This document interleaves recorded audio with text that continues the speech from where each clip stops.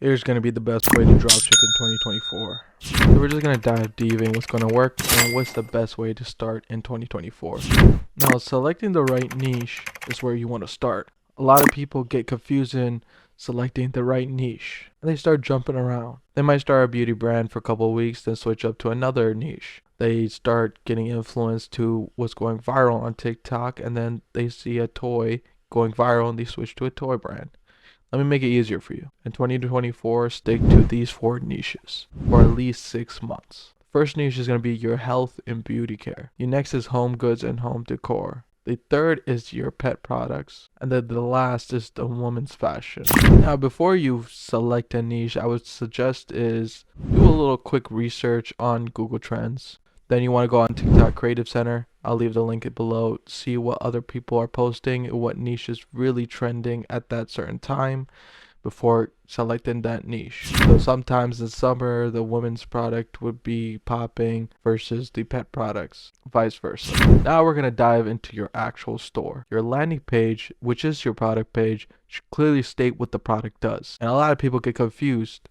Like someone clicks on your store and I don't know what the product does. It just shows images of the product. Now this is where you show wow factor. Have a funnel. So first is your ad creative that shows the wow factor, and then on the product page it also shows the wow factor and it gives the potential customer trust. You're supposed to show trust on your website. Now take this store for example. You can see the trust on the website. I would trust to buy from the store because how it's aesthetically designed, how the reviews are there, the testimonials, and it shows me what the product does. Now your ad creative. This is the simplest part of everything and people make it way too complicated.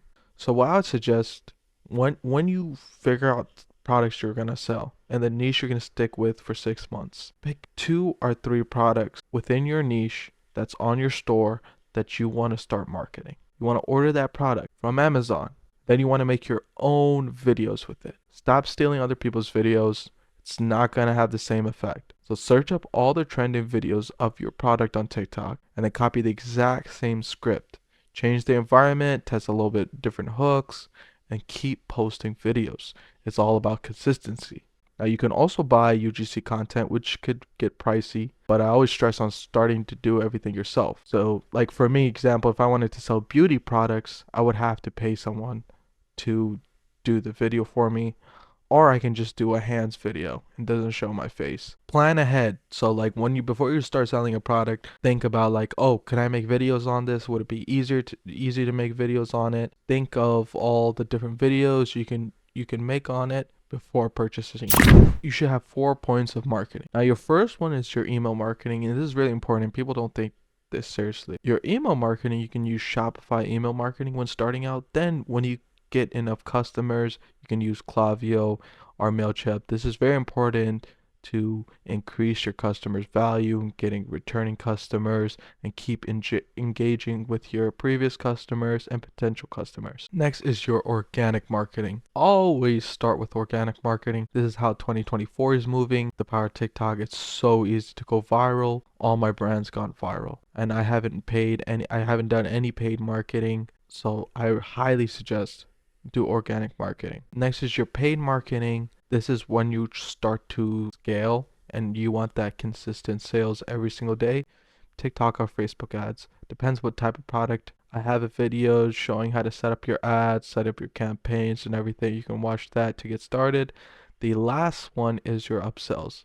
And upsells are such an important part of scaling and growing your online store.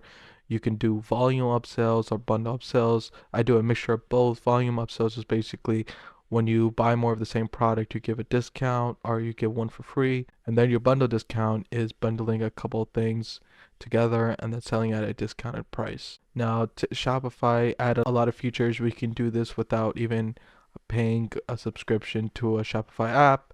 So it's really easy to do these bundles and volume upsells. So I highly suggest always do that. Do that from the start. And don't say like, oh, I'm going to wait until I get a couple sales, then I'm going to start doing upsells. No, do that from the start and increase your profit margin, and it will help you scale easily. That's it for this video. I'm going to start in 2024. I'm going to start posting more videos. I kind of slacked off. So until next time.